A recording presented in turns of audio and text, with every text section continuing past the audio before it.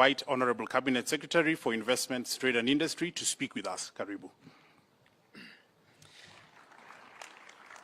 Your Excellency, the President of the Republic of Kenya, the Honorable William Samoei Ruto, Deputy President of the Republic of Kenya, the Honorable Rigathi Gachagua, the EVP of the European Union, Valdis Dombrovskis, our chief negotiators, Dora and PS Alfred, ladies and gentlemen, and also our envoys. Today is a very proud moment for Kenya, and I believe it's a very proud moment for the European Union. When the new government took office in Kenya some 8 months ago, we found a conversation that was centered around what we considered to be symptoms rather than the virus or the disease.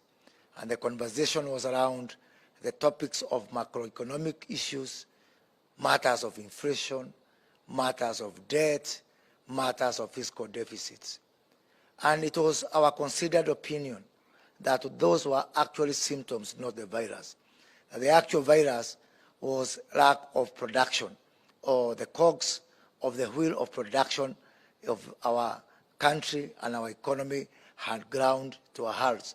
And so therefore, we identified 3 areas or 3 major issues that we wanted to focus on so that we can get the wheel of production moving again. One of them was reviving our manufacturing, which had declined from 9% of our GDP to 7%. Our foreign direct investment, which had stagnated to around $500 million, and most important for what we are doing today, our exports, which had dropped over the last 8 years from 28% to a low of 10% in just 8 short years. And so therefore, to revive the engine of our exports, we set aside upon a journey to do 3 things on the reviving exports. And we gave it an acronym of AFP. For the French who are here, that has got nothing to do with your press agency. It is an acronym for Access, Facilitation, and Promotion. And so we said we are going to go to our shelves and dust off all the agreements that were meant to create access for our products.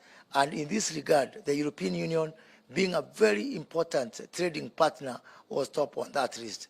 In November, Dora from the European Union came calling together with members of European Parliament, and we said that by 31st of March, we must have entered into the most active phase of our negotiation.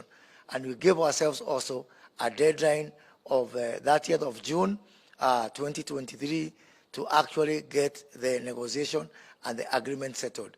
I am proud to say that starting here today, we have beat that deadline by 11 days, and that is remarkable. And this is significant because this agreement was, this process started 9 years ago in the year 2014. So to conclude it in just 7 months is remarkable. And I want to take this opportunity to thank the chief negotiators, Dora and Alfred, for the hard work, for the honesty. Trade negotiation is not an easy thing. Somebody said trade negotiation is a civil version of war. It is not that easy. So for us to be able to conclude this process that was started some 7 months ago, 9 years ago, in just 7 months is remarkable. Going forward after this agreement, we are looking forward to a very quick ratification by the Kenyan Parliament and by the European Parliament.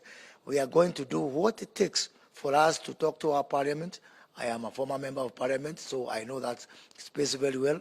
And as we agreed with the counterparts from the European Union, we are going to camp in Brussels And I want to invite His Excellency the President to also go to Brussels, also being a former member of Parliament, to assist us in talking to the European Parliament, as indeed I want to welcome the EVP to also come and address our Parliament at some point, because we want a very, very rapid and very judicious conclusion of this particular process.